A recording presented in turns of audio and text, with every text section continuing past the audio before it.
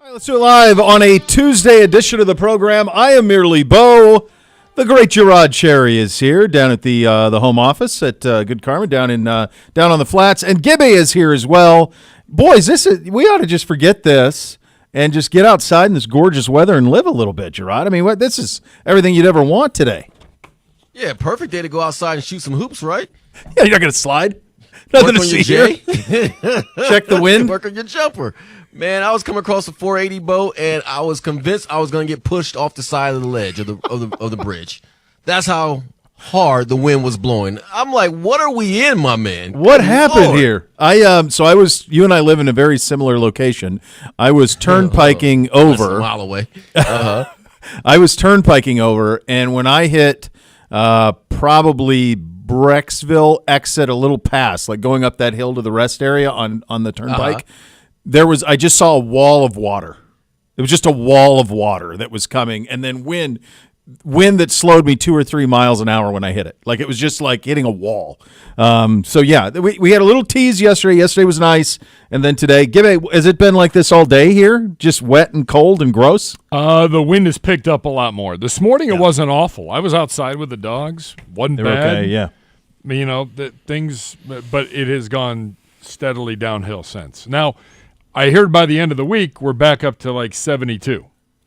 It's going to rain every other day. It's bad tomorrow though, right? Yeah, today and tomorrow suck. Yeah. I got to tell you, I think that April may be worse than March. That's a tough one, Bo. Because I get what you're saying though, because you're thinking, okay, April, that's it. Warm things up. It should be a break from the norm. I mean, we had snow in April, so I feel what you're saying. We did. And I'm not counting May out. No, you can't count May out. Who knows what could happen there, man? You could have some of this in May. It could sneak up on you. I just think the tease of April you will have a day that's 72 and you're like, okay, let's go. And then you're right back to this. Whereas in March now, March I've given up on. March is February to me now. Like there's not much difference. You get like 3 days of the month that are good. The rest of them all suck. So that's kind of the way that it is. Buddy, we are 9 days until the NFL draft. How do you, doing what you do on Next Level and doing what Z and I do here, how do you attempt to separate the fact from the fiction of what all is happening? And what is smokescreen, what is liar's poker, and what's the actual truth? The crazy thing about it, Bo, I take it all in the perspective that it's all one and the same. I know that sounds convoluted, but it really is all one and the same because at any given moment, having gone through the process, and I think that's what gives me insider's look at it because I've been down that road before as a draft pick. I know that you could be told one thing and something completely different can turn out. For example, when I was getting drafted at the last minute, I get a call from the Kansas City Chiefs saying that they want to take me in the first round, but I have to take less money. Okay. Now, in hindsight, I should have took the less money and went to the Kansas City Chiefs because that would have been a better situation as far as being with a stable organization. Instead, I ended up going to second pick, 40th overall, second round pick to the New Orleans Saints. With that being said, there was constant phone conversations taking place, and teams that I never thought didn't have no interest in me all of a sudden had interest in me, and teams that I thought I was certain I would go to, next thing you know, I'm not even hearing anything from my agent standpoint of them contacting them. So all those things factor into means simply that you can wake up that morning as a Andrew Berry and the rest of the collaboration and have a change of heart or get an offer you simply can't refuse. Yeah. And it could boil down to that because, again, none of this is linear. It ebbs and it flows. It's a great story about going through the process as you did because, you know, one thing that I've been curious about here, and we'll have Charles Davis on at 120 and talk to him about it too, and I've asked some of the draft analysts that we've had on the show, like, at what point are you like, all right, this is my board, these are my guys, and do you at any point shut off kind of like the faucet of new ideas? So what I mean by that is we had Matt Waldman on, right? And I asked him, all right, what's your process to come up with your final decisions on these? These guys haven't played football in forever, Gerard. Like right. All of the Shedeur Sanders talk, he hasn't played a football game in months. And there's all this varying degrees about what people think about him. And my theory on that is he's good for content. If you have a mock draft or you do stuff like you and I do, he's easy to talk about. Everybody knows who he is. Everybody knows who his dad is. So in terms of what he is on the field, he's the same guy now as he was at the end of the year. Nothing's changed there. The tape's the tape. The tape don't lie. So it's all this ancillary stuff that gets you to the point where changing your opinion on him. And I do wonder about that with NFL teams. Do you get to a point where it's like information overload and you start guessing even the things you believe in? And around here, they'll talk about process, right? Like we have to stay true to the process. But it's all variable, to your point. It depends on what's in front of you. Right. We got this saying, what correlation is association, but it can't be definitive. And here's the thing. It's all subjectivity at the end of the day. There could be something that Shedeur said in a meeting, in a workout, a certain action that you really just doesn't sit well with you. For example, me being a former defensive back, whenever I see a quarterback pat the football, that's a negative trait for me. Why? Because simply put, that was my way of anticipating when the ball was going to be thrown. So with that in mind, if I'm in that meeting room, I'm like, look at him. He's a ball patter. He's a ball patter. Yeah. Now, Dan Orlovsky's done a great job of telling you how other quarterbacks who are great have also been ball patters, like a Tom Brady, like a Dan Marino. Now, granted, in the context of they had all the time in the world to pat the ball and then throw it, but we're not going to go down that road, right? Yeah. So it always comes back to, from a subjective standpoint, how you see and feel things. And some guys you just don't vibe well with, and it is what it is. While others, you're like, you know what? I like that guy. I don't know why, but I like that guy. And next thing you know, you find yourself drafting that guy simply on the intangible of you like him. And sometimes it's that simple. And I think what we all want, and root for the Browns, work for the Browns like we do, and I think what I keep coming back to this. I was thinking about this on the way in as I was driving through the sheets of rain that were pouring down upon me. I thought to myself, I just hope they take players that are true to their conviction. Because I think that's all you ever want. You think about what you and I do for a living, right? You're betting on you. There's nothing else. You're the commodity. You're it. So you have to be authentically you every time you get on a mic, because otherwise it's all a lie, right? Like, you got to be who you are, and you got to be honest to it. And so I think what we want is you've been tasked with this job. You've been entrusted by ownership here to make these decisions. Damn it, take the guys that you have conviction about, and then live with that one way or another. There's no way to foolproof this, buddy. There's just as much of a chance that a quarterback is a bust as a DN's a bust, as a safety's a bust. Quarterbacks are just, there's a brighter light on them when they bust. But look at the Jed Wills situation.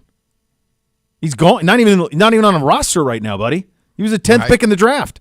But you don't hear about it because there's not a jersey walking around town with his name on it with all the offensive line busts. But there's busts. Everywhere's a bust. So for me, take the people you're convicted with. You're hired for a reason. Trust that, and take people you believe in. And I think if you do that, that's your best chance. And even that's not foolproof. Exactly. And since I'm a commodity, I feel like I'm platinum today. And with that being said, you're absolutely right. I've always told people, because I experienced it, and I saw what you just say lived out, in that if you're, especially with the quarterback position, in a space to where there's some doubt and there's some disillusionment with that person and what they represent, and it's not across the board, everyone's backing it and feeling that this is the leader, this is the guy, this is the one who's going to represent us for the next 5 to 10 years. If you don't feel that way and it's not consensus, do not make that move. Because here's the thing, and I heard this from another prominent figure whose name escapes me right now in the NFL world, who was responsible for picking people. He said, you never know what a player is going to do once they get money in the bank account. No. And that's so true. That applies for free agency, and it applies to the draft. You never know how a guy is going to respond once he's in the NFL locker room. And one thing I do know is that if you're going to have doubt, and if you're going to a situation where the room is divided on that guy and what he represents, and it could be any position, you're absolutely right, you're not going to succeed. The ones who succeed don't have factionalism taking place. They have consensus. They have an understanding. And even then, there's no guarantee it's going to work, because there are other things that factor in, as far as your level of health, the level of discipline on the football team, practice habits and schedules, and everything else that entails. Yeah, there's a million variables. There is. Look at the year Jaden Daniels had. Nobody thought that was coming. I didn't see it. Did you? No. And by the way, anybody who said they saw it is lying. Flat out lying. We were at the Combine last year, and nobody had him going number one or thought he'd be better than Caleb Williams. Nobody. The only person I remember on the record who was really touting him was Herb Street. He was the only one I recall who said before the draft, Jaden Daniels is going to be a star. He's the only one that I remember saying that. He said it on the Amazon broadcast. He said it on Game Day. I can't recall anybody else saying that, let alone saying that he's better than Caleb. But his situation was better, and he blossomed in that situation. He became 10 feet tall and bulletproof. Meantime, Caleb became some guy who looked over his shoulder every 10 seconds and really didn't adjust at all from a playmaking standpoint to what he was in college, which was, you talk about ball padding, that's what he does. He tries to extend plays forever, and in the league you can't do that. So that's the thing, like with Shedeur or whomever, that's the thing that you just don't know how they're going to respond until they get thrown into the fire. But I do think the other part with Shedeur, and there's even news on him today, is you've been part of these shows. You're on Get Up, or you're on one of these shows on ESPN, or you're on one of these shows on Fox or wherever, and all of a sudden it's like, all right, how are we going to fill the show? Well, we got 2 hours. You got 8 segments. We got to do NFL. We got to do draft. Well, what's an angle we can do on this? Is Shedeur Sanders going to fall? I mean, Mike Greenberg did it this morning. My boys were watching as they were getting ready for school, as Get Up started, and they brought on Tannenbaum for this Giants story, and they're like, how could this shake up the draft? And that was the whole thing. And like they've done that 15 times in 2 months. Nothing's really changed with Shedeur. He's the same guy he's always been, but he's content, right? I mean, that's, by the way, you're going to be doing the same thing in 2 years with Arch Manning for the same reason, because he's known commodities. It's an easy sell if you're trying to create content. I'm torn right now, Bo, because I feel like we're one of those magicians who gets in trouble with the rest of the magicians because they're telling the secrets. Here's how you do the trick. Here's how you do the trick. Here's the illusion. Here's how it fools you and tricks you. That's right. And you're absolutely right in what you're saying, in that content is needed. And the question becomes, though, but here's the thing.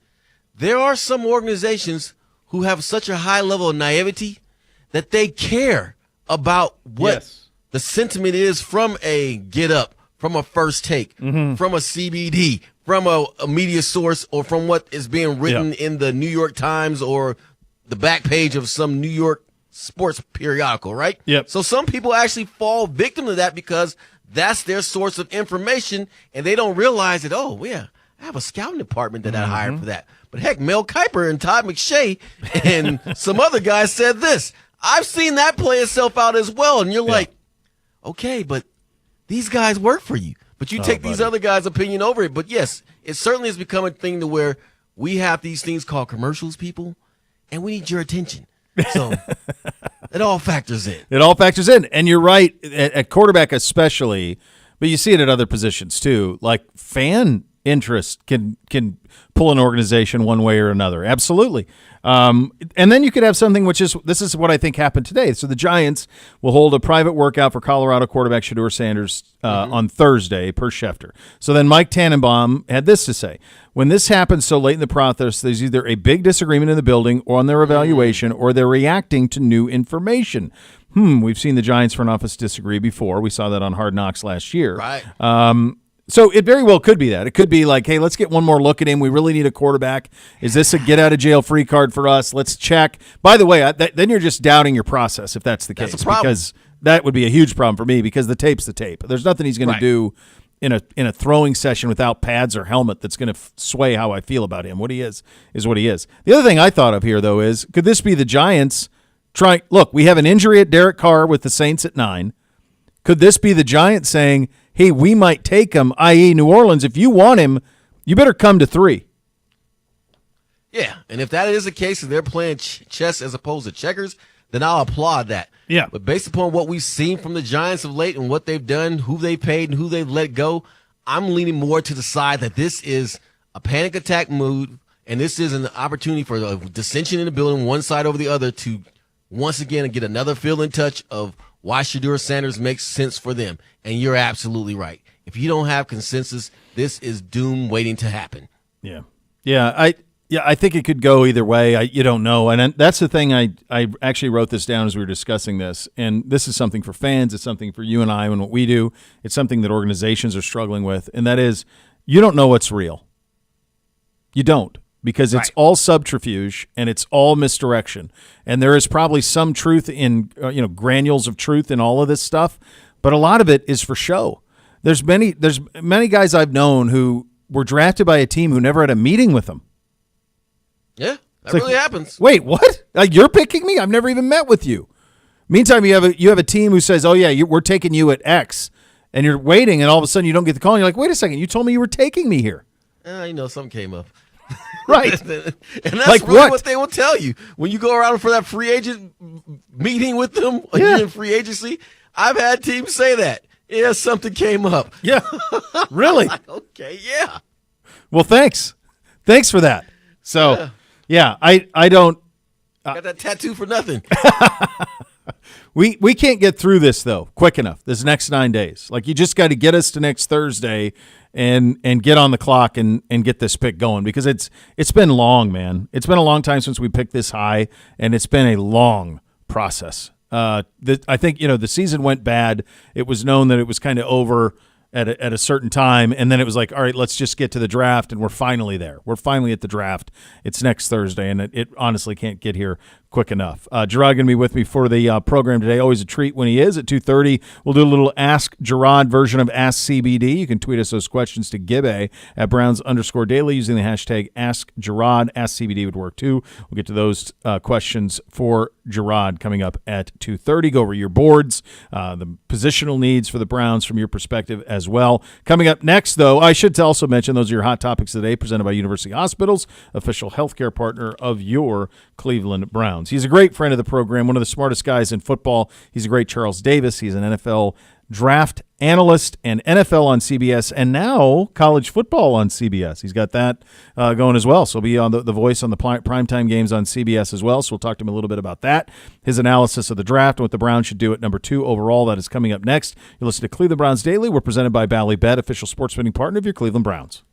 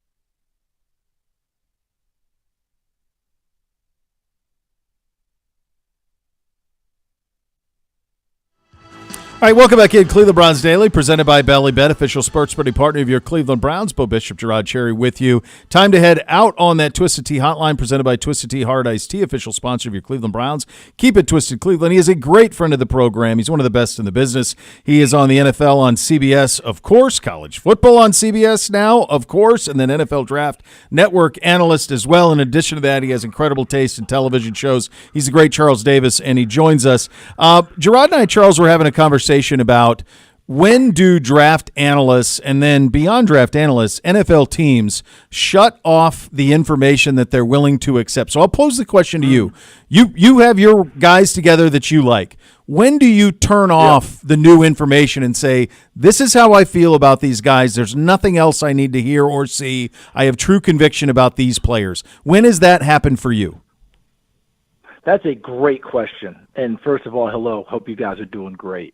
I'm not sure anyone ever truly, totally turns it off because there's always something that comes through.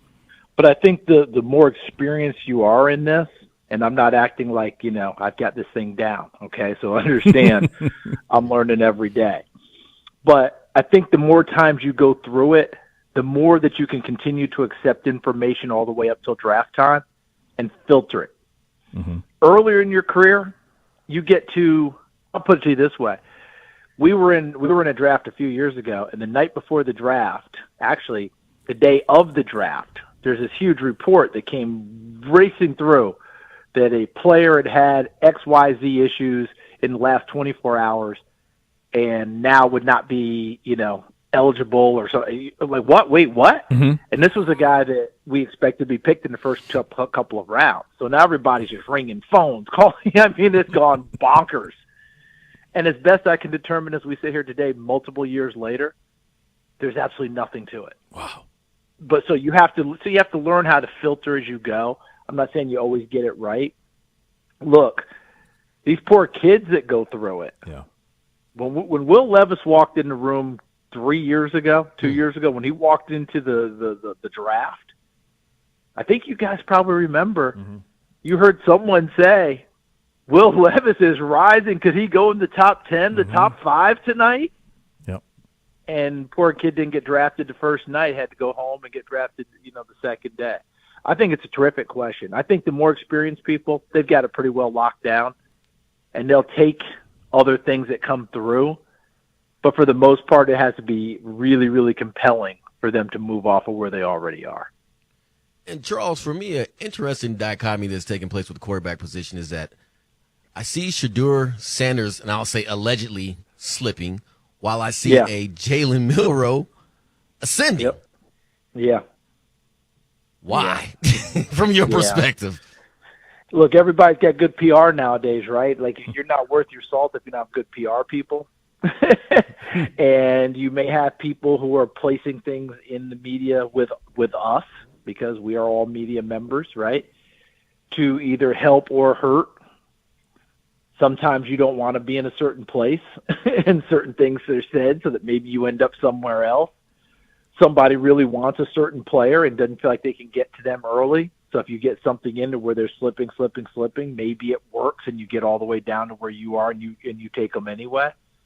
There are a million things that go on, but I'll put it to you this way. It's very simple to me. Neither one of them has thrown a football in competition. Shedeur hasn't since the bowl game, and Jalen Milroe hasn't since the Senior Bowl. So what exactly has changed that much? Is a pro day going to change it that much for most people? The best quarterback evaluators I know tell me no. The pro day doesn't change it that much.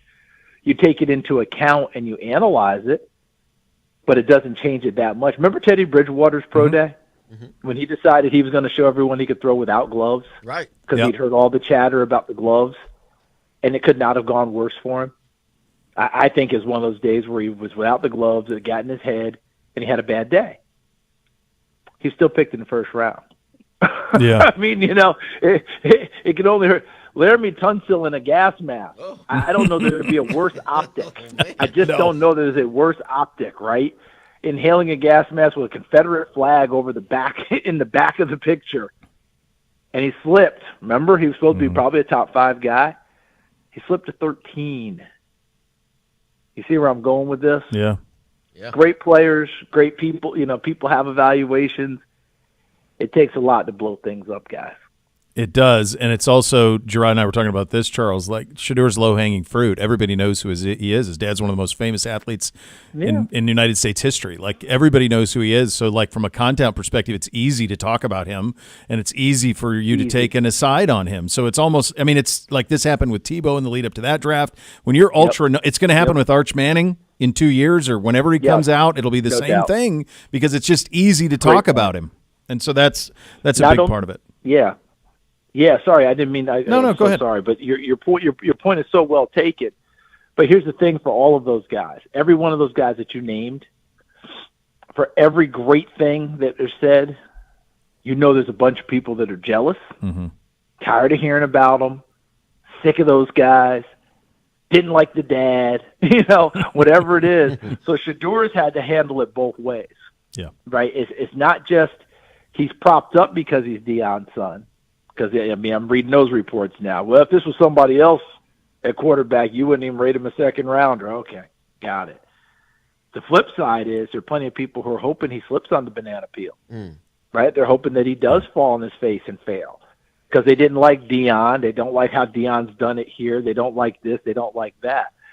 I don't believe I'm in a position where I am defending nor am I boosting. I'm trying to evaluate. But I do think I see it very clearly that a good number of people, a number of the evaluations are much more rooted in, I don't want him to succeed, as opposed to what do you really believe about him as a player. Mm-hmm. Wow, I agree. That is interesting. And, I certainly see that angle and sentiment. You can feel it and sense it at times. And I'll be frank with you. I always felt that, yes, he's a good prospect. At the same time, I didn't see the second pick overall in my own evaluation, and it had nothing to do with prime time because, heck, I wore his shoes growing up, so I was a fan. So it wasn't the issue for me in that regard. But I do think this is a truth. If there's anyone better prepared to be a quarterback in the National Football League based upon being in the league and understanding how it works and adaptation to it, I couldn't see a better prospect than he because of where he's coming from and his upbringing. What are your thoughts on that? Yeah, I think it's a great point, and it gives him a leg up. He's been living this lifestyle since he realized it was a lifestyle. Like once he realized who his father was, whatever age that flared in, right? Whatever age he was at an event, he was at something, he was at the playground, and someone said something, oh, man, you're Prime's kid, or wow, oh, here comes little Prime, because I can hear parents now. My dad would be the type of guy, hey, there's little Prime over there, That's that sort of a thing. And he's like, this seems good, right? This seems good. And then he goes on, and of course you go on and you flare into it. All of those things do come into play for him. The overall evaluation, though, I think is a fair one. You have a number of people who say, okay, what is the outstanding trait that we're talking about? Because typically you talk about the number 2 pick in the draft. They have traits that you can point to and go, this is excellent. He excels here. He does it. I think for him, the best parts of his game are he has experience with the spotlight. I think he's got enough I think he's got enough arm to do what he does. He's got accuracy, and I think he's got toughness, extreme toughness. He got hit a lot at Colorado. Some of that was his own doing, holding the ball too long, not speeding up the process in what he's doing. But he answered the bell all the time, and they won a bunch of games, after they got their footing underneath them, right? Went from 4-8 and really essentially reversed the record the next year in contention for a conference title down the stretch. Won the conference title at Jackson State. The kid understands that part and understands how to play. When you tell me what his most outstanding trait is, I'm not sure you're going to have one. Not sure you're going to say, well, not his arm. Well, he's certainly not the fastest you've seen. He's not the biggest you've seen. Those sorts of things that come into play. But his package and being able to play, I think, from the pocket better than the other quarterbacks we're talking about, I think is there. But I think like all college quarterbacks, his process has to speed up. Okay? Look, you can tell everybody. They think they can get out of anything in college. And in most cases, they're kind of right. And then they try and get out of something early in their pro days, and they get run down like they're out in the veldt. And zoom, bang, whoa, where did he come from? I remember Russell Wilson told me that last year, his first year. He said, I used to dance around, move, and all that. He said, I took off going one of my early pro games, and I had clocked where the backer was. And next thing I was on the ground, and I looked up, and it was him. So where the heck did he come from? How did he get here so fast? It's a different level. That's what they all have to go through. I'll just leave it with this. Caleb Williams tape from last year in Chicago where he took all those sacks. Everybody's like, God, that line's terrible and all that. I'm not saying the line was a bunch of world beaters. They weren't the Eagles. But you turn on the tape, he's got to take ownership for a lot of those sacks. Because he tried to keep plays alive. He tried to get out of stuff. The stuff he did at USC that worked so well doesn't always work on the NFL level. No, it doesn't. Talking to the great Charles Davis, NFL draft analyst, NFL on CBS, college football on CBS as well, coming up next season. We are 9 days out, my friend. Let's add another job for you and say you're the general manager of the Cleveland Browns now. What would you do with the number 2 overall pick in this draft if you were the Browns? First things first, if I'm Andrew Berry and Kevin Stefanski and ownership, I've identified whether or not I want to use it on a quarterback. And I know who the quarterbacks are that I want to use it on. I don't know what their list says. I don't know if the list is there one guy we'd use it on? Is there 2 we'd use? I don't know that. All I'm saying is, would I use it on a quarterback, and do I have that quarterback rated to where I would take him if I had the opportunity? Okay, so that comes down to really, do you like Cam Moore? Do you like Shedeur? Are you going to throw Jackson Dart in there? Are you throwing Tyler Shuck in there? You see what I'm saying? Mm-hmm. That's what you have to do. That's your first move. You know the deal. Quarterback that I like is there, I'm taking him. If not, who is the next person I like the best? Do I like Abdul Carter better? Do I like Travis Hunter better? And I'm prepared to make my selection. You got to know, have you made a decision? If the phone rings, do you have that conversation, or are you stuck on, I want one of these options? They're going through all that now. Andrew Berry's going through all that. He's prepping everybody for what they want to do. He's sitting in with the Haslams to talk about this. Obviously, he's sitting with Kevin Stefanski, his scouting group. Ultimately, he makes the final decision, and they know as a unit how they go forward. But to me, it all starts. Is there a quarterback I like? And if he's there, am I taking him? If he's not, who's the next person that I want? And I make my pick. From your perspective on this, it feels like Cam's going to go 1. Who do you love? It does feel that way. I agree. Who do you love the most? Position agnostic. Who do you love the most? You gotta get a player here. This guy I know will be a player. Yeah, Travis Hunter. Yeah, for me, it's Travis Hunter, and I don't care which side of the ball you want to start him on. But I had a great conversation with Rondé Barber, the Hall of Fame corner. He took me and a few other people through a breakdown of Travis as a corner. And, when you listen to the greats talk, you learn, right? If you just shut your mouth and open your ears, right, you learn. And I'm sitting there learning from Rondé about different things. And he took us through him as a corner.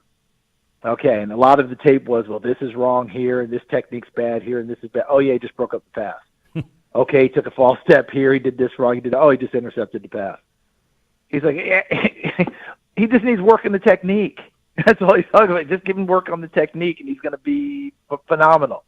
But the last thing he left us with was, if you're going to play him full-time as a receiver, much harder to play him part-time as a corner.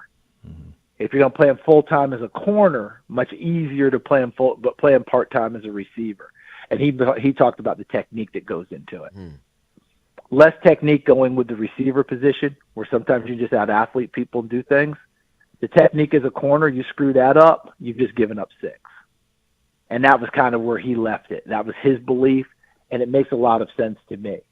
Personally, if I draft him, I'm figuring out which side of the ball I'm putting him on, and I'm going in there full-time, and I'm sprinkling in the other stuff lightly until I know he's got it and he continues to grow as a person, mature, body gets bigger and stronger. Guys, I don't think he played at 180 pounds last year myself. I have nothing empirical to prove it. That's just my belief.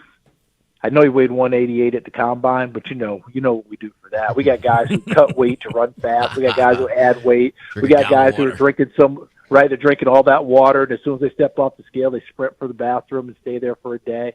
I mean, we know how all that works. I just think that his body is going to continue to grow and mature. That's what I'm going to want to add more and more to him as he masters one side of the ball. And if I'm Cleveland, he's playing receiver for me right away. Yeah, that's interesting because there are a report out, I can't confirm it, that Hunter made the statement that if he doesn't play both sides of the ball, that he will not he will not pursue his career. Now we don't know if that's true or false. Yeah. Okay. Oh, okay. All right. Yeah. So no. So with that being, no. Like I'm all for him wanting to play both sides of the ball. The idea that he's going to be like take his ball and go home because he can't play both sides immediately, I just think that's folly. Right. I think that whoever drafts him is going to work with him on that. Let's say we master this side first. And we'll lightly sprinkle in some stuff. I think that's fine. We've seen that throughout time in the NFL where people have done some of that. And then let's see how much more you can handle on your plate. I know you played 115 plays a game in college. That's wonderful. Maybe you'll play less plays in the NFL, but the hitting that goes along with it, you're playing grown men. And by the way, he ran a lot of routes and beat people downfield that were guys like me. I was a decent college player. I didn't make it in the NFL. Every guy you play against in the NFL is an NFL player. It's a different deal. So that's all I would say. And the idea that he's going to take his ball and go home, I'm like, yeah, I have a hard time believing that early. You, one of my favorite things you do, NFL.com, you can read it. Your 12 pound the table for athletes in round one. If you had to pick a favorite, other than Travis, who you've expanded upon quite eloquently and I think appropriately there, who is the one that you're like, I love this guy? It's the one that I took probably the biggest leap on is Willie Lampkin, the center out of North Carolina. He's just too small and doesn't weigh enough. But I can't stop loving him. He had a big Senior Bowl week, meaning he battled everything that came his way as a center at 5'11", 270. Okay? That's supposed to be converted to maybe a fullback. Can you play fullback? Like we've seen people do that before, convert from another position. Can he do that?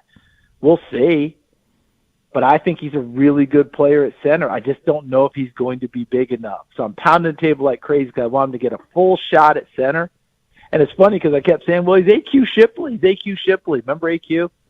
Ended up starting for Bruce Arians with the Cardinals on that great run when those Cardinals teams were really good, and they went to an NFC Championship game with Carson Palmer and crew. And I was like, he's AQ Shipley, who was undersized. His arms were too short, the whole deal. And then I went and looked it up.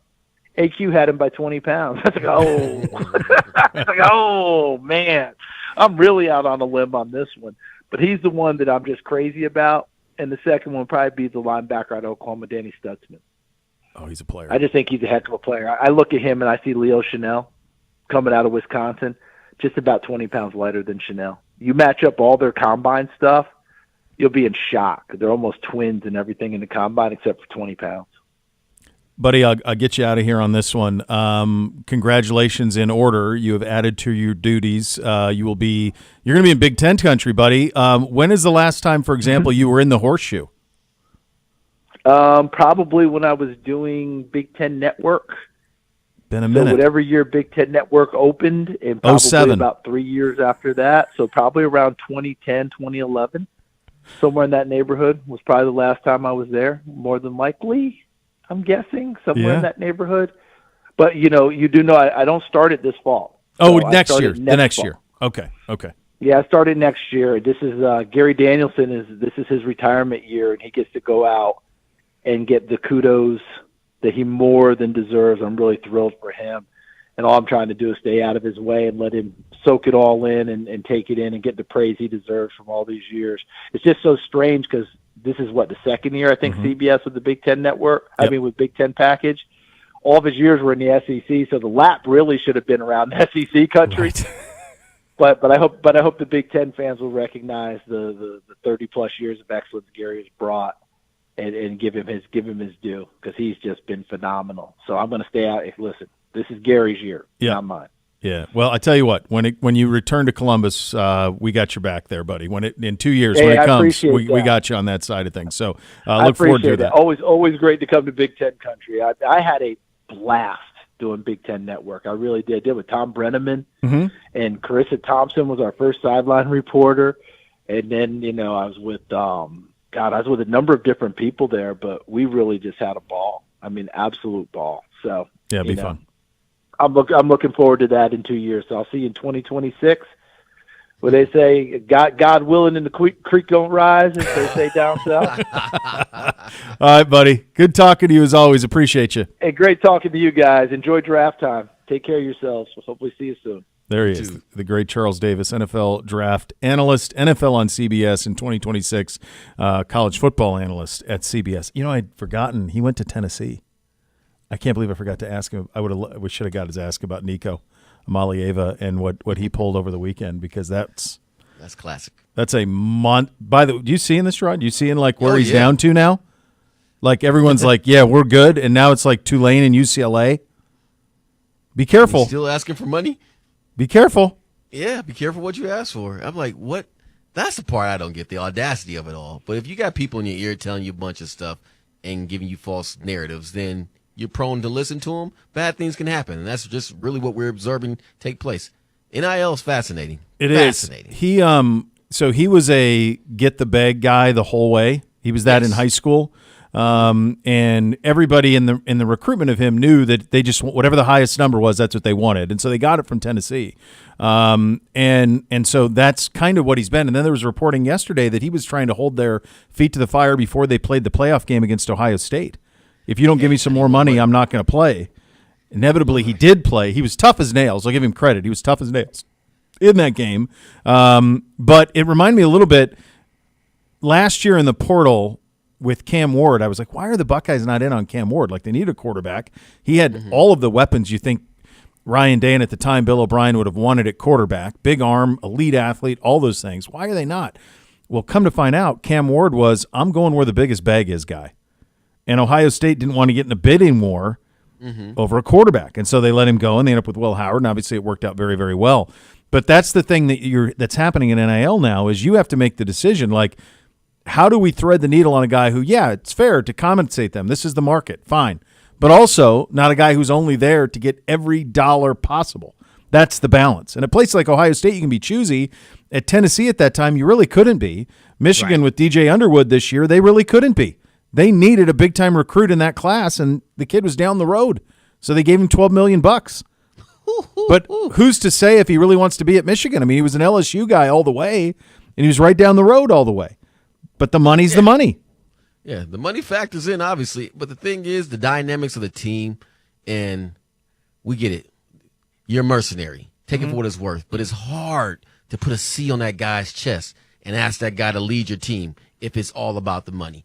And that's the part where the emotional part of football does not change. You want guys in it beyond just the money. And you saw how his teammates responded, and they mocked him on social media as well for his request. So it's some interesting navigating a college coach has to do, because I got to tell you, Bo, I think the college coach now has it way more. It was already harder than the NFL, but it just multiplied. Matter of fact, it's maybe exponential now, how much more challenging their job is now as you factor the money into it. They have no contracts. Players have no contracts. So they have full-time free agency. They can leave whenever they want. They're not beholden to anything. Once you pay them the money, you can't get it back. They can leave whenever they want. How do you coach a kid? How do you coach a kid who you give $4 million and can hold your feet to the fire at any point he wants? Right, and then re-recruit him after the end of the season, hoping that he doesn't go anywhere. Re-recruit him in both portals in December and tomorrow. There's another portal opening tomorrow. You got to re-recruit your whole team tomorrow.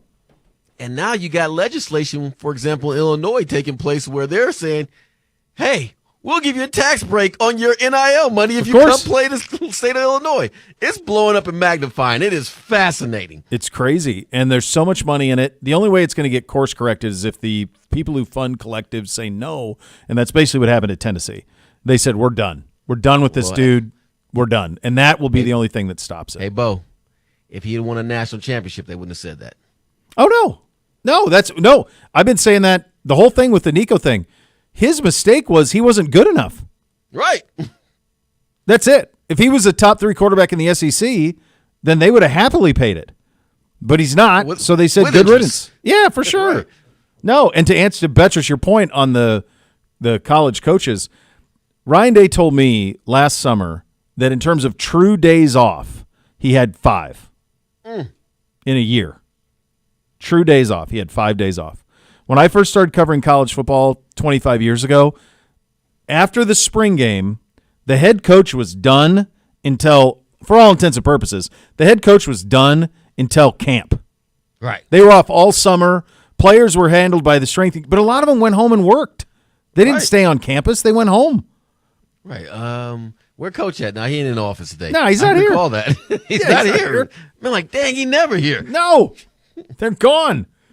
All right. Mel Kiper was on RBS yesterday, had some comments about some of the players the Browns should consider. We will get into that coming up next. You'll listen to Cleveland Browns Daily. It's presented by Bally Bet, official sports betting partner of Cleveland Browns on 850 ESPN Cleveland.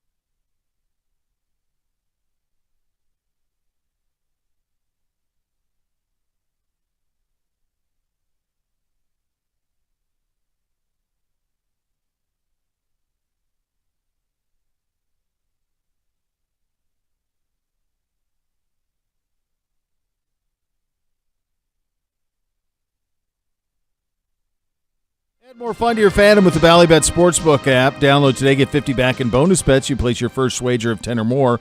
Bally Bet, official sports betting partner of your Cleveland Browns. Mel Kiper Jr. on RBS yesterday. All sorts of good stuff with the fellas. Let's start with Mel on what the Browns would be getting in Travis Hunter. Well, they're getting two for the price of one. And I love the kid. He's the highest graded player I've had since John Elway. And just because he's not just unique to playing two. Nobody's ever done this. Nobody's tried to play both ways in the NFL in terms of being a full-time guy. I mean, to be a corner in this league and being a receiver in this league and being able to go out and do it at a high level is going to be unbelievable to see. It's going to be entertaining to see and fascinating to see if it can actually happen. I wouldn't bet against Travis. He said again this weekend, I'm playing both ways. So I'm not you. And Deion said it. How can you have him at wide receiver catching passes in the final couple minutes of the half or final couple minutes of the game, have the team driving down the field and your cornerbacks are getting beaten, there's Travis standing on the sidelines? You can't have that. I hadn't heard that he was the highest graded prospect he's had since John Elway. I mean, Mel's been around a long time, buddy. That's an attention getter. Yeah, yes, it is. That's years. Jeez. There's been some sure things in the draft between John Elway and Travis Hunter. I mean, I hadn't heard that. That's heavy to me. Yeah.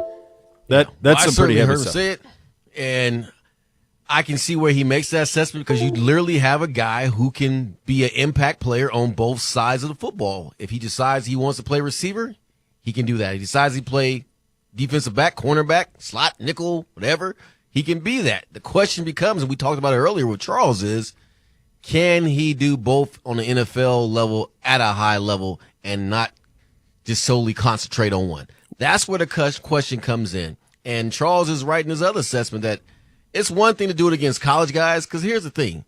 When you generally walk on the field, throw me back in college, I can play in every university, right? Because I was a pro-level player. You have guys on a scout team that will give you your lunch on a pro level, be it on offense or defense. And that's the part where I think Travis needs to get, one, acclimated to the game and figure out the speed of the game. And then once he hits the ground running, then you start making those assessments and start to figure out, okay, here's how I'm going to make that move. But I don't doubt him either, Bo. Well, how can I? Because the guy is a premier talent. And I'm convinced that there's something in the water in South Florida to where they produce the best athletes in the world when it comes to playing football. Yes. Yeah, I think there is. I think there is something in the water down there. What would you do? Because he's going to have to emphasize one. So if he's the pick at 2, and I think he can play both. I do. I think he will play both. I think he'll play both sides of the ball, I'm sure. But I think at the very least, you're going to have a plan of emphasis. Forget what the Browns need. Obviously, we need receivers more than we need corners. But Exactly. So for us, that's my hunch is that's the way it would go, and Andrew Berry has said as much. But if it were you and you were looking at him, what would you emphasize first with him to get impact? Receiver, because one, scoring points is at a premium, and I realize that's an easier endeavor than playing defensive back. This level of heck, the rules are tilted highly in your favor for you to have success as a receiver. We forget about that component. Can he play DV at a high level? Yes, he certainly can.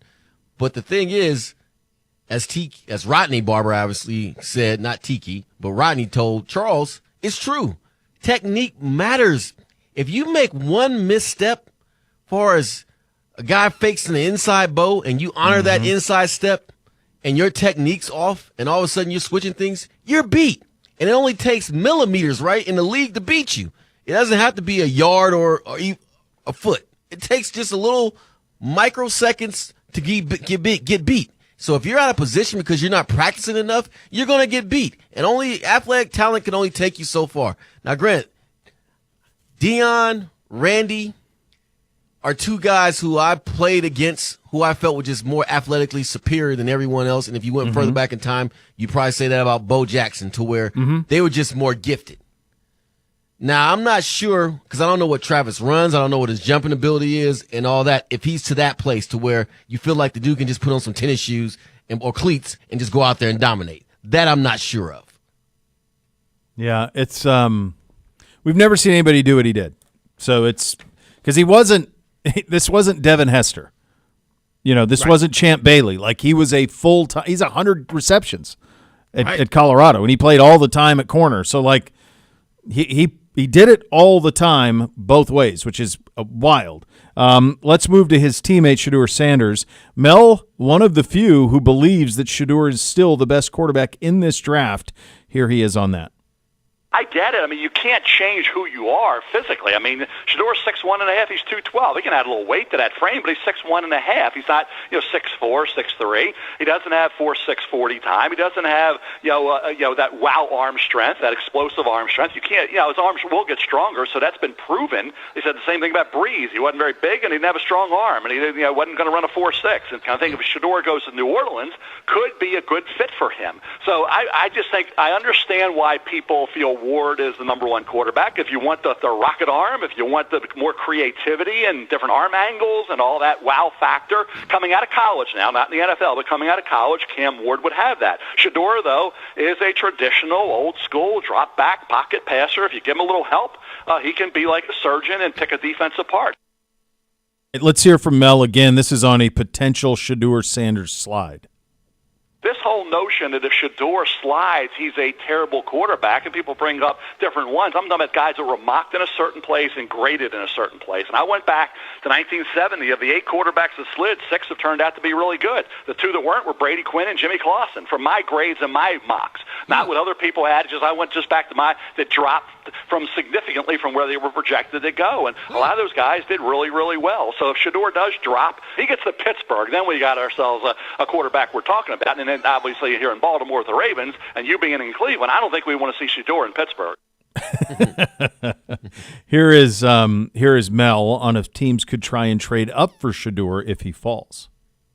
It's going to be interesting if the other teams, what do the Giants do? They're going to probably take Abdul Carter. They're going to be in a similar position as the Browns, where now they don't have a 2. So, they do have a 2. Pittsburgh's the one that doesn't have a 2. Pittsburgh has no 2. So if he drops, Pittsburgh will be stuck probably at 21. The Giants could move. Pittsburgh, without that 2, that went for DK Metcalf, they're a little hamstrung there. Because if they see an opportunity, say, okay, Shedeur gets past New Orleans, say, and they want to go up 5-6 spots, can they really do it? Where the Giants maybe could make a move knowing that Pittsburgh's the target team. And Pittsburgh's history suggests maybe they'll just wait it out. They waited out for Big Ben at 11, and they didn't move up 2, 3, 4 spots, and it worked out well for them. Now, if they stay at 21, will somebody else try to make that move up? And the Giants or, a team like Cleveland, I think the Giants, with Daboll, does he want a more mobile quarterback? Does he want more of a Milroe type? It's really going to be interesting to see what these teams do. Yeah, it really is. And we'll see how this all shakes out. Last one from Mel. This was Mel Kiper on this draft, having polarizing players from the fellas. This draft is loaded with guys who some like and some flat out think are very questionable. So I think it's probably a draft with the most polarizing players we've had in a while. All right, this brings us to where we're going to go next, which is Gerard. You've been breaking down film on these quarterbacks. It's available on the ESPN Cleveland YouTube channel. We're going to talk about them. Talk about Cam. Talk about Shedeur. Talk about Jalen Milroe. Talk about Jackson Dart. Will Howard. What did Gerard see on tape that leads to how they could project to the next level? We will get to that coming up next. You listen to Cleveland Browns Daily. It's presented by Ballybet, official sports betting partner of your Cleveland Browns.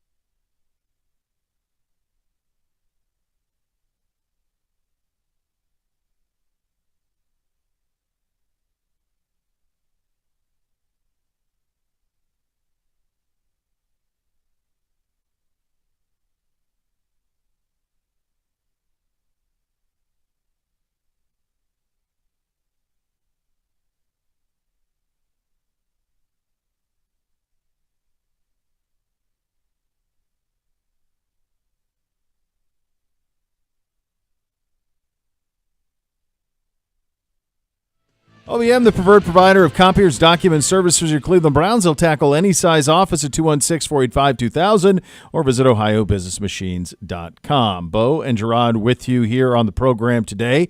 So I've been seeing these. I love these. You're breaking down ESPN Cleveland's YouTube channel. You take a look at the quarterbacks. You watch the film. How much did you watch of these guys? We're going to talk about 5 of them here, but how much tape did you watch? What were you looking for in terms of a minimum sample size to form a judgment? A game or two coupled with at least 40 to 60 minutes of like highlights. Yeah. And looking at it that way. And so from that, I think it gives you a fair enough assessment of what they are about. And with those games, you look at the beginning of the year and at the middle part of the year and make an assessment from there, coupled with the highlights. And it's nothing like seeing it say, oh, man, I remember that play. And seeing it in the course of a game and how it works itself out. So that's what I did from a research standpoint to form my assessment of the guys. When you picked the specific games, did you try to find games where talent equated? Because in college football, that's always tough. That's a big thing with Buckeye quarterbacks. Up until the 12-team playoffs, there's like 1 or 2 games a year where talent equates. Actually, Bo, that factors in. But really what I looked at, I wanted to see what they were doing in situations of struggle. What were the numbers like and how they played under pressure and duress? Because that's where I'm a firm believer in. You find out about a person when and granted, success matters too, because handling success is just as important as handling struggle. But I really wanted to see how are these guys like when things weren't going their way. Yeah. Yeah, that's it. I mean, how do you handle adversity? I always do this when I vote for the Heisman. I find the 5 games, I feel like everybody in college football plays 5 games where talent either equates or it's at a deficit or it's close. Everybody's got 5 tough games. So what did you do in those 5 games? So we're going to get to a guy, he's number 4 on this list, who struggled in big games. Bigly. Jackson Dart was not great in big games at Ole Miss. He'd light up the scoreboard against Arkansas and do those type of things, but against Florida when he needed to throw, he didn't have it. He had one of the most stupefying interceptions of all time with everything on the line in the UF game. But let's start with Cam Ward at the top. I think most people, with the exception of Mel, who we just heard from on RBS, view Cam as the number 1 quarterback in this draft. When you watched Cam Ward, what did you see? I saw a guy whose arm talent and his calmness and his demeanor was the same throughout the course of the year. And what really impressed me, and this game took place against my alma mater, Cal, is that they were down in a major way, Bo.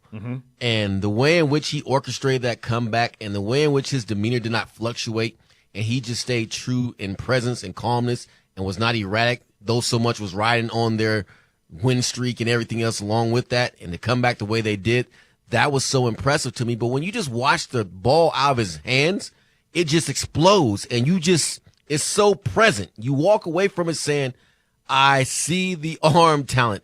I see the ability to do the uncanny with the football from throwing angle standpoint. I see the ability to throw guys open. I see the ability to put the ball in places with pinpoint accuracy, and there weren't that many negative things that you walked away from experience saying to yourself about his quarterback play.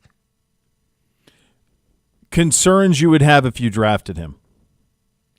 The concern I would have if I draft him, and again, I don't think you have to have Lamar Jackson wiggle or Josh Allen strength in order to play quarterback at a high level, but he's not the fastest guy. He's not the biggest guy. And one concern and he shares this with Shedeur, it's the processing part. He held on the ball a lot. Now, he's not a tapper. He doesn't tap the ball, anything like that, but he certainly holds onto the football a very long time to create plays and make things happen. And then like I know, NFL, that's a strip sack. That's a hurt quarterback. That's a bunch of negative things because you cannot get away with holding on to football. You literally have to, when that alarm goes off, you have to get rid of the football. And one of the things you cannot afford is to take a sack or have an errant pass due to the fact that you're holding on the ball too long. That's the thing that's so hard about these guys, right? Because they, in their spots, you think about, and we're going to get to Shedeur in a second, but you think about Cam at Miami, you think about Shedeur at Colorado, absolutely. You think about Caleb Williams at USC. They're trying to make a play. In the instance of a couple of those guys, they're kind of like a one-man show. I mean, Colorado didn't even attempt to run the ball. They were, at best, disinterested in running the ball. They didn't even try. They had Dallin Hayden, who they got from Ohio State. He didn't do anything. They didn't even attempt it. It was all him making things happen, and bad habits come with that. So the question is, it's coachability side of it. All right, last one on Cam. Is there a NFL doppelganger for him for you?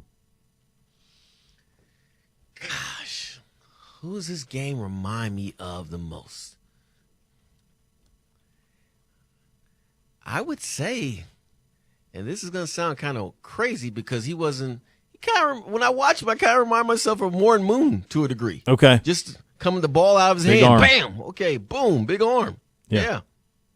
Down at the Pro Football Hall of Fame, they have there's a part of an exhibit where they have guys' hands and how their handprint fits around a football as a mold, like it's a bronze mold.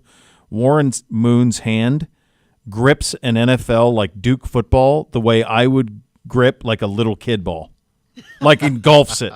He's got the biggest hand. It's unbelievable. Like when you put your hand in there, and I think I have average size hands. His are several inches per digit longer. I mean, it's crazy how big his hand is. When you said that, I hadn't thought about that in a while, but it's a really cool exhibit down there. Let's do Shedeur Sanders. Obviously the most talked about. I don't know if you guys have mentioned him on this show or if you haven't talked about him all in the last 3 months. I don't know. We've talked about him a little here on the program. What did you see on tape with Shedeur? I saw a guy who was accurate, but here's the problem what I saw. I saw a guy who got the ball to number 12, that being Travis Hunter, and then being more impressed by what number 12 did with the football in his hands than the actual throw itself. And there were some nice throws intermixed throughout the course of the season in the games you watched with him. There certainly were nice throws, and you did see some accuracy, and you also saw some times where you're like, dog, what type of decision were you making right there? Get rid of the football. Why'd you even bother going to that side? But the thing that really was pronounced to me, and I thought it was a detriment to him, was the ball padding was a sign. As a defensive back, as soon as he passed the ball, he is throwing it. Yeah. So right there, that's going to help me with my jumping in anticipation and going to give me an edge. It wasn't like he padded it like a Brady would and survey the rest of the football field for a second or two and then throw it. It was pat, throw. And that's the difference right there. Pat, throw versus pat, survey, then throw. What game did you watch for him? Do you remember? Let's see. I saw the Cincinnati game. Okay. And, gosh, what was the game where he had the horrible Was it Nebraska? He's Nebraska, back. yes. Yeah. And I saw that game. Okay. Yeah. You know what jumped out to me, and I'm curious if you noticed this. I mean, he got beat up. Their offensive line was bad. That impressed me. I never saw him point fingers. I never saw him shake his head or scoff or anything. Like, he took a beating and he'd get right up and go to the sidelines. I never saw it. I watched a lot of games of them last year, and I watched a lot when I was doing the Heisman stuff. I never saw him go at that offensive line, and they were bad. Right. Yeah, and that's the part where, again, elite skill is that he's tough. No one questions his toughness and won't be like, oh, that's a flashy celebrity quarterback type. He must not be tough. No, that is not the case of him not being a tough guy. He certainly is that. But the other part, too, which is it doesn't show up on the field, but I really think is a big intangible that we don't talk enough about, and it actually applies very much so to our situation here in Cleveland. The guy changes programs around. Yeah, he does. He was at 2 spots, and they became winners with him being on the center. And a lot of times we're so infatuated with the idea of, okay, did he win here? Did he win there? Was he always a winner like a Trevor Lawrence, for example? All he did was win till he got to the pros, right? Mm-hmm. And I think a lot of times we need to put in assessment, okay, how does this guy deal, again, with adversity? How does he handle building a program up? Because obviously we're in the spot right now with our organization to where we're doing what? We're trying to recapture and build something up. So a guy who has experience with that makes a lot of sense. I've said this to people. I mean, I spent a lot of time talking about the college game, Gerard. When Deion took over Colorado, that was the worst Power 5 job in America. That was the least talented Power 5 team in college football. So if the fact that they won 4 games the first year was an achievement, the fact that they won 10 in year 2 is a borderline miracle. Right. Like that. This ain't Eric Bieniemy. Rashawn Salam ain't walking through the door. Darian Hagan ain't the quarterback. Like Michael Westbrook ain't playing receiver. Wishbone City, right? No, they don't have that. Like they didn't have that. This was starting from scratch at the Power 5 level, and that's tough to do. So I think very astute point out of you in terms of like the kid's a winner. He's just wins. Like, to do it at Jackson and then do it at Colorado, that's big time. Jalen Milroe. Now, I would make the case. Now, I could be dead wrong in this because he may end up going in the first round. He was invited to the draft. Why? I could make the argument Jalen Milroe could have made more financially had he stayed one more year at Alabama, both from a collective, the Alabama collective, and also a second year with Kalen DeBoer in that offense, who turned Michael Penix from a guy no one was drafted to the 8th pick overall. I think Milroe could have been a top 10 pick in next year's draft had he given another year at Alabama. What did you see on tape from him? I saw, and I hate to say this because I hate when this description is thrown out there, and it has obviously sociological implications. I just saw an athlete, and you don't want to label that with the black quarterback. He's just an athlete, but that's unfortunately what I saw, in that I didn't see a guy who was accurate on a regular basis. I saw a guy that ran around and made things happen. I did see a big arm. I certainly saw that, and I saw the ability, but I did not see the fine nuances of quarterback play that I want to see, to think that this guy's going to go right into the league and have success. Now, all those things, to his credit, can be fixed, but I was also, Bo, to be completely transparent, also reviewing him at the same time the Senior Bowl was taking place. And I was watching those practices as well, and believe me when I tell you, it was not impressive what he was doing, and it confirmed my, if you want to call it a bias, which I didn't have, but it confirmed my thoughts that he's not ready. So I'm with you. I think he should have stayed another year, but if you're going to go in the first round, looks like, or at least a second, right? I understand coming out early. Yeah, I get it. I just think he could have. It's crazy that he didn't. I get it. Like, first round pick, you take it. But, like, you think about what DeBoer did at Washington with Penix, a second year. And if you watched Alabama film, I know you did, their offensive line was god-awful. They had one weapon. It was Ryan Williams, the 17-year-old freshman. That was it. They had no other weapon. And at Alabama, that's strange. But their guys transferred out. They had one at Oregon. They had one at Texas. The offensive line, McLaughlin, his starting center, was starting for Ohio State until he went down with an injury. So they didn't have a lot of weapons. He was forced to do a lot. And I think had he stayed, I really think he had a chance to be like the number 1 overall pick in this year's draft with another year of quarterback finishing school. Yeah, but here's the thing, though. What we may be missing, because we're not anticipating him being a top 5 draft pick or anything like that. But here's the part that people need to understand. Sometimes the worst case scenario is for you to be Caleb Williams, in that you go to a bad situation. And a lot of times you want to be the Lamar Jackson who slides to a great situation, in that you have infrastructure, you have a culture, and you have a way about doing things, and there's success there. And they're not looking for you to be the hero to revise the whole entire organization as a rookie. And if Milroe finds himself in a spot to where he can go somewhere and learn and get the nuances of the game down and allow that athletic ability to catch up with his throw-in mechanics, because things, for example, that stood out on tape, just to go back to it, Bo, was ball placement. In the league, you know this like I do. If the ball's on the inside and it's supposed to be on the outside on a pass pattern, what's going to happen? Right. Nothing good. Bad things. Bad things. And you saw a lot of that taking place, and those are the type of things that you have to correct and have to have down. You just simply can't throw it up there and wish and prayer that it's going to fall in your receiver's hands and that he has a great catch radius and he's going to beat a guy out. So those type of things he certainly has to work on. And then I go back to, okay, if you're going to be primarily under shotgun, because in shotgun and you're not familiar with being under center, that poses a problem. Those are all the type of things that you have to work on and have under your belt. And if you don't, it's going to make it very hard for you. And granted, we know he has the physical tools. Now, I'm not going to compare him to Lamar Jackson per se. No. But I will say that he's just as fast. I'm going to tell you this. This is the thing, though, that I think will be hard. This is why he's a tough evaluation. He played in one of the most incompetent offensive football games I've ever seen at Oklahoma. In a game, if they win it, they're in the playoff. And he was awful. And he probably played as good a game at quarterback as anybody in the country when they beat Georgia, who had ton of dudes. Talent equates game. He went 27-33 for 374, 2 touchdowns and a pick against Georgia. By the way, he ran for another 117, and he was throwing it dots all over the place. So if you're an NFL team and you see that against Georgia, you go, so that's in there. Right. That's in there. So, like, I think about, like, the Rams for him, like, a year behind Stafford with McVay. Okay. Right.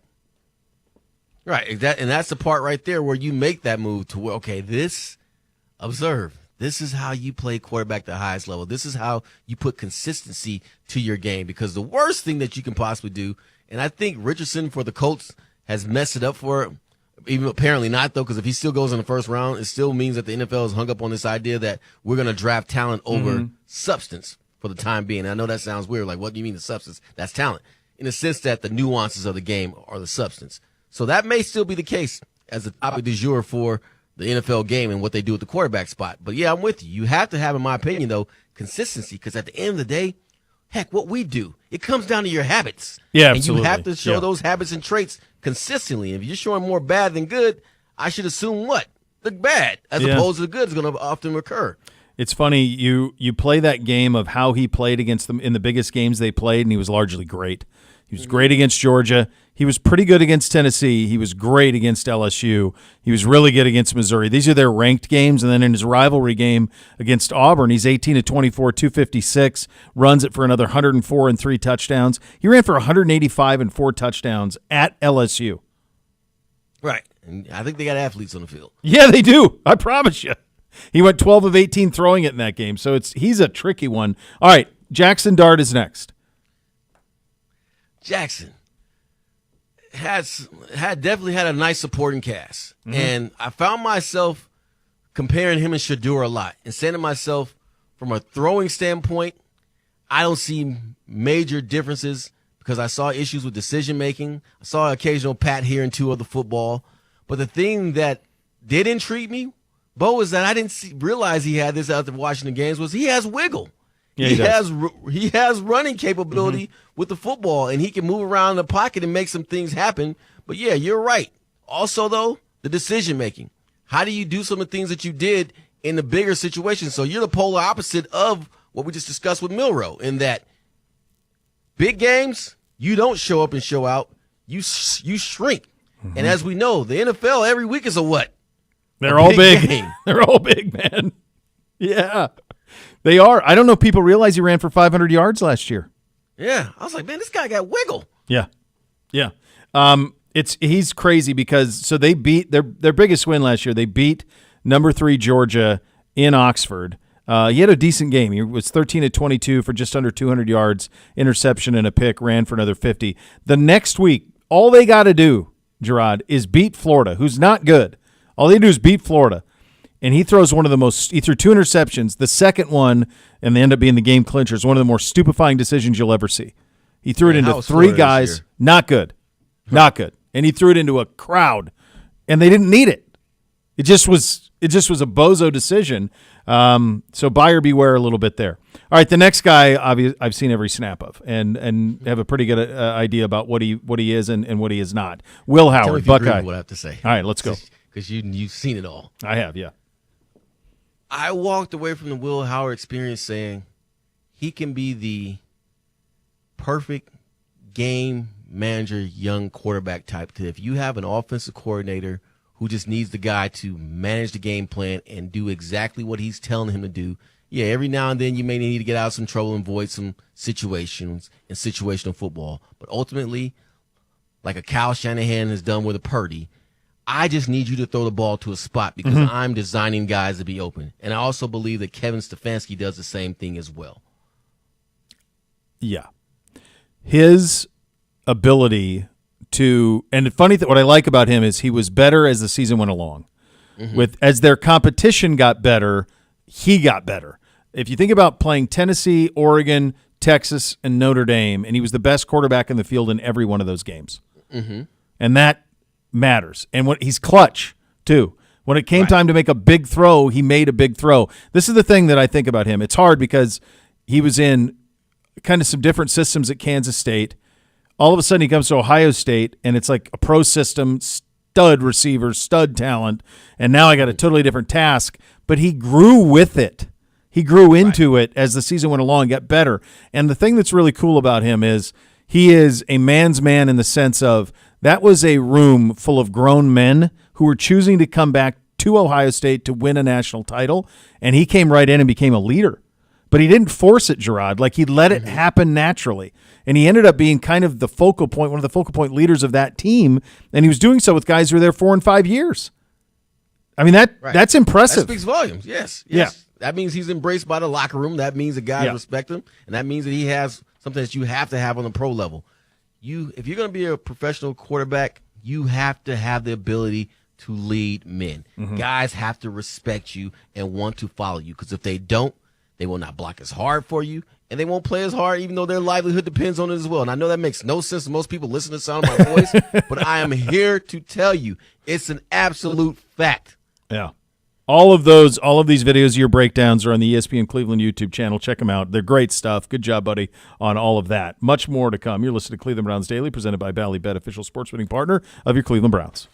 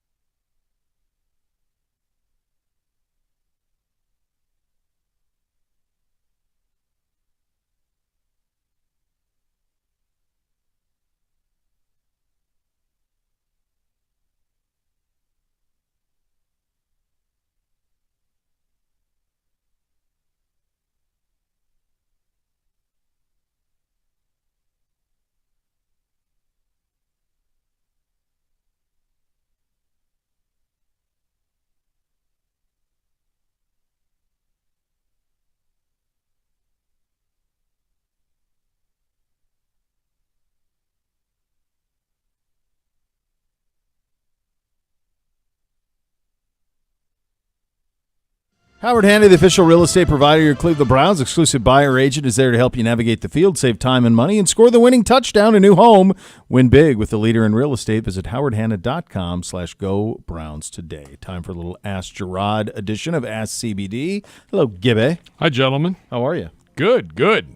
Before we get into everybody's questions, real quick, because we had it in the rundown, I wanted to get to Gerard on this.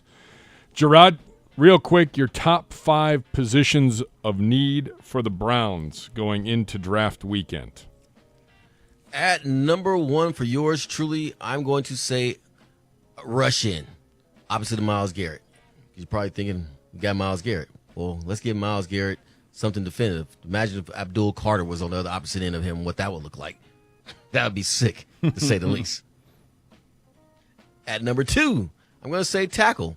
I love Big Thanos, DeJuan Jones, but at the same time, at this point, I don't think he's made it through a season yet in his pro career without an injury, so that right there becomes a primary concern at the tackle position. Wide receiver factors in. Outside of Jerry Jeudy, pretty much all our receivers were limited in play or did not play at all for the most part. Then that takes me to number 4. What are we doing at the linebacker position? We don't know the status of JOK, where he stands, where he's at with things. And then I believe right now the 5th spot, you can put it at number 1, but I think we're going to go with our veteran quarterback situation and let that play itself out so the need is not as drastic. You have to say quarterback. Yeah, we're on record. I'm weapons guy at this point. I think you need a lot of them. I don't think there's a whole lot right now, as currently constructed. Offensively, I don't know what we have that scares anybody outside of Jerry Jeudy and Chief. Mm-hmm. Like, what are you preparing for defensively?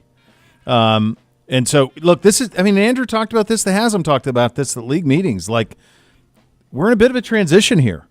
Like, we have got to add a lot of talent to this roster, and this is a massive draft in terms of what the next couple of years look like. There needs to be more hits than misses in a big way 9 days from tonight, starting 9 days from tonight. No doubt about it. And as I think about what I just said, throw the running back position obviously in there as well, because there's a big uncertainty and question mark there. As far as, I love what I've seen from flashes from Jerome Ford, in which he's had some really big, phenomenal plays. And anytime you run away from DBs, you're going to get my respect. And I've seen him do that for the past 2 seasons with him in the Browns uniform. But obviously, going from spot play to all-the-time play, that's a whole other scenario. So that factors in. And the guys behind him, there hasn't been consistency there either. Mm-hmm. So the running back situation, heck, I might want to revamp my whole deal and say put that at least at number possibly 1 or 2. Yeah, you got to find, Travis at 2, if that's the way it goes. Right. Immediate weapon, immediate threat in the return game if you want him to be. He can take it to the house at any point. And then you can work in at corner, in spot stuff. You could put him in nickel and that type of stuff. But just an incredible thing for defense to have to deal with if he's out there. You have to know where he is. Right. And that frees Jerry up. Mm-hmm. That frees Chief up. And then, with that being said, if the defense is so pass conscious, now we have a situation where we can run the football. And that's the best thing going. Whenever you have dual threat capability from your offense and that the defensive coordinator cannot pigeonhole you to a situation in which they're dictating what you're going to do, you're going to win football games from a coordination standpoint. And that's the name of the game. It's really that simple. Yep. It's very, very interesting how this is all going to go. Yeah. Because, you need upwards of 7 different people on offense. Right. Mm-hmm. I get the edge rusher. I know you mentioned it. I think there's a lot of bodies in that room. I know you can never have enough, but I don't know who I don't know who WR3 is right now. I don't know who RB2 is right now. Right. I don't know who tight end 2 is right now. Right. And you mentioned tackle. Gibby wants Fannin, yeah. No, that's what, and Z and I have talked about this. Is this the one where you say, Elijah Moore's just sitting out there? He played well with Flacco. He knows the system. We even talked about that with Jed at tackle. Jed's unemployed at the moment. If he could come in and on a cheap and knows the system, knows the terminology, we know what the issues are. Right, exactly. But I don't know. Maybe it's an eye opening for him that no one was rushing to beat down his door and compensate him. Yeah, and you never know what can be the catalyst for one to change their perspective and realize it's a privilege to be in the National Football League, and that may just do it to sit out as long as you possibly can and really let the message hit home. Because when his mind is right and his body's right, he's a good football player. We're talking about Jed Wills. But if you don't have your mind and body right and you're on some other stuff and you're not there, it's going to show itself because way too many guys work too hard and apply themselves too much for one to just think that they can, as Bill Belichick would say, slap it out there and get the job done because it doesn't work that way. Hey, I got an Ask Gerard for you. I was going to say, I think I know where you're going. When you see Bill on the field at North Carolina with the 25-year-old girlfriend who is just walking out during spring game, putting a mic on him, interrupting him, talking to coaches. You Why played isn't for the she man. The GM. She might be. What is going on, man? I mean, this is a kid show, a family show, rather. The physical part of it I get, but why is I've never seen a green light like this in terms of like, honey, whatever you want. It is. I don't know that person. It's fascinating. Crazy. I watched it yesterday. She'll walk off the field, on the field, like she owns the field, and just the level of. I better watch what I'm saying because I might be banned from talking to him when she gets wind of this. It's fascinating to me to see how much he has just dropped the whole demeanor and it's just whatever you say, dear. And nothing wrong with that for the guys who are out there who have a significant other. I'm not saying that. But this is not the Bill Belichick I know. The Bill Belichick I know would not even let the owner's significant other come on the football field if he could do something about it. So to watch him allow her to parade around, and she walks around with like she owns the place. The boss. There's no denying. Denying it. You see it in her body language, and you see in how he responds and reacts to her. And I'm like, whoa. Did you see any of this in New England ever? No. Never. Again, the owners, Mrs. Kraft would not come on the football field. Tom Brady's significant other would not come on the football field. Hell, Bill's significant other would not come on the football field. None of them. It's crazy. He didn't. It's unrecognizable.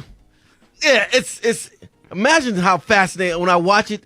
I'm like right now. I'm at a loss for words for describing it because I'm like, so what was all the hell and all the detail and all the stuff that you put us about in distractions and focusing and what that entails? Now, granted, we were uber successful, no doubt about that. Mm-hmm. But I'm like, what's your deal with North Carolina, which happens to be one of my favorite colleges? Why are you screwing them up with what your antics and what that represents? Right. Couldn't happen to a better program. Yeah, whatever. You know what, Gibby? God, it's gorgeous. I was real nice to you, but I wasn't as nice to Kevin Kev, who also wants to be a horrible Duke fan as well, like you. That's all right. Kenny Rhoda took your baton and said, I'll take care of him. And literally, the clock hit 0 against Houston. I was inundated for an hour and a half with anti-Duke. Taking shots, and I'm not even doing anything today. Tommy Clayco. Could you feel me laughing? I knew. Misery? I know who my enemies are at that time of year in the month of March. You're at the top of the list. Tommy Clayco. Assuming the Browns take Hunter at number 2, let's say the thought is to try to pair Shedeur with his wide receiver, much like Burrow and Chase. What's the lowest you would allow Shedeur to fall before realistically trying to trade up to get him? Oh, man. Be honest with you, and I know this is not popular what I'm about to say. If I'm not going to do it the second pick overall because that's obviously his expectation, I'm not gonna make that move. I'm gonna pass on him because if anything, I don't want the potential of a disgruntled quarterback and thinking that he should be somewhere where he's not and what that could possibly entail. Not to say that he will be that way, but the potential is certainly there. And on top of that, I'm of the opinion I need guys who can contribute right away, and I'm not completely sold on the idea that he can do that. Yeah, I hear that because I kind of feel the same way. Like if he's not good enough at 2, why is he good enough at 16? Right. But at the same time, there would be a lot of excitement, and Oh yeah. And I think I think one thing that's kind of got lost in this is he was kind of the consensus number 2 quarterback the whole way. He's kind of been that all the way through, and he does have traits of things that Kevin would like. And if you when you talk about the accuracy, I mean, he led college football in accuracy. He's a very accurate quarterback. He's very tough. Respect that. And I think we ought to know exactly what he is because Pat Shurmur's connection to Kevin. So if they go back in and get him in the 20, I don't think he's going to get there, though. I don't think he's getting that past 10. I don't. I think he's going to go. But even if he does, if they go back in and get them, then I would say that is Kevin saying, I like this kid. Let's go get him. And he'll work for me. I know it because of my relationship with Pat. I know he'll work in this system. That's my hunch how it would happen. Yeah, and the only thing that takes me even further away from that thought, Bo and Jay, is that if Kevin Stefanski stays an extra day to watch Jackson Dart work out when he just had a private workout, that just leads to and that again could be just all there for visuals and optics and all that stuff. But I don't think the man values his time, so that, in my mind, elevates him, that being Dart, over Sanders in the Browns' eyes. Brian tweets at the show, thoughts on the possibility of Nick Chubb coming back in the fold for the Browns. I know Mr. Chubb had some questionable comments yesterday on Instagram. Oh, I didn't hear those. I didn't hear the comments. I didn't see the comments. Yeah. Give me the context. Looking it up now. Stand by. Well, I'll paraphrase. Pretty much said, my story has not been fully written yet, and they're already trying to close the He said chapter of the they've book already on wrote it. my ending when I'm just getting started. I don't know if that means anything. I don't think it means anything to us. I would like to say no. No, I don't But think it has showed anything there to are do with us. 3 pictures of him working out, and then the Batman in the. He's had 2 catastrophic knee injuries, and then a second setback last year. Is he the most popular Browns player? You think about you guys have been here. Since the Browns Bernie, came I'd back? say yes. Yeah, Since Bernie? by Is far. he number You can one? Make that Since Bernie. argument. Absolutely. Yeah. I think so. I mean, just in terms of the reaction to when he's introduced. The man has his own cereal. Yeah, I mean, I think he is. I think he's the answer to that question, like most popular Brown. And by the way, every time Kevin Stefanski talks, he says, I want 50 of them. Give me 50 Nick Chubbs. That's all anybody wants. I don't think that 1,000 of them. Yeah, right. I don't think the chapter is closed on him here either. Like they're probably I hope you're right. I mean, his picture's right here. I'm looking at it. So he's all over the wall. So I don't. But see the thing, though, I don't think you paint over that wall because he's that great of a guy. You want guys, this is how you do it. This is how you do it. This is the type of person you want to emulate when you play football and how you go about being a team player. Is Nick Chubb. So I don't think that wall ever gets painted. No. And I think he will have to make an adjustment on who he is as a player just on the physical toll that playing football has put on his body. So he could potentially be like what Kareem Hunt was 2 years ago for us. Short yardage, big boost, touchdown. I could see that, absolutely. In a heartbeat, I'd Absolutely. sign up for that. Right. Yeah. Yeah, I'd sign up for it. And you think about him playing, if we draft a running back at 33 or at 67, just do what he does, right? Yeah. Here's That's- the example. That's the Go do hard this. part, though. That's the hard part, though, because sometimes your stature is so great that it almost feels like weird to, all right, Nick, you're the 3, and for the just fact of the matter, if you're the 3rd running back, you're gonna have to contribute on special teams, and Nick Chubb is not running down on a kickoff or fielding punts or anything like that.